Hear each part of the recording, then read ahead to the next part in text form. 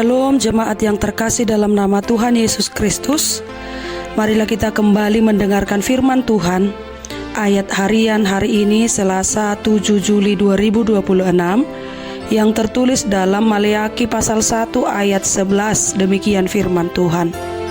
Sebab dari terbitnya sampai kepada terbenamnya matahari, namaku besar di antara bangsa-bangsa, dan di setiap tempat dibakar dan dipersembahkan korban bagi namaku, dan juga korban sajian yang tahir, sebab namaku besar di antara bangsa-bangsa.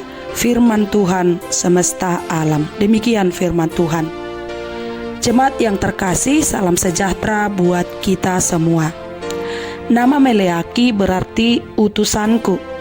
Ia adalah nabi terakhir dalam perjanjian lama yang dipakai Allah untuk menyampaikan teguran sekaligus pengharapan kepada umat Israel.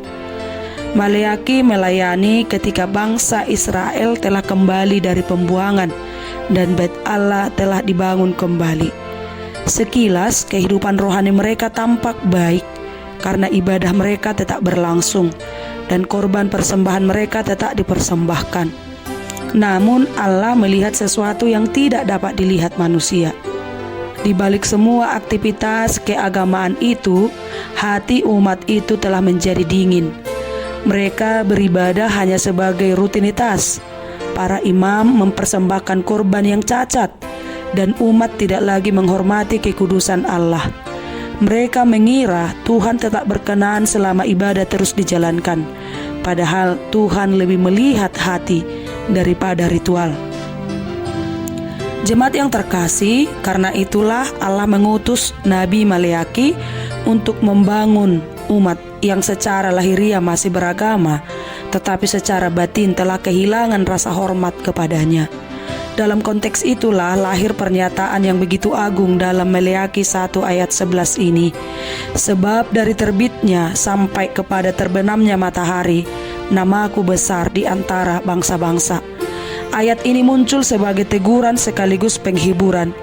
Teguran karena Israel telah gagal memuliakan nama Tuhan melalui ibadah mereka. Penghiburan karena kegagalan manusia tidak pernah mengurangi kebesaran Allah. Tuhan menegaskan bahwa kemuliaannya tidak bergantung pada kesetiaan Israel. Sekalipun umatnya menghina namanya dengan korban yang tidak layak, akan datang waktunya ketika bangsa-bangsa di seluruh bumi akan memuliakan nama Tuhan dengan penyembahan yang benar dan murni. Dengan demikian, ayat ini bukan sekedar berbicara tentang persembahan, tetapi tentang kemuliaan Allah yang melampaui Israel dan menjangkau seluruh dunia. Nama Tuhan akan tetap dimuliakan karena Dialah Tuhan semesta alam. Pada situasi sekarang, kita juga kadang terjebak dalam situasi seperti yang terjadi dalam konteks Israel. Kita dapat rajin beribadah, memberi persembahan, bahkan terlibat dalam kegiatan rohani, tetapi hati kita belum tentu sungguh-sungguh menghormati Tuhan.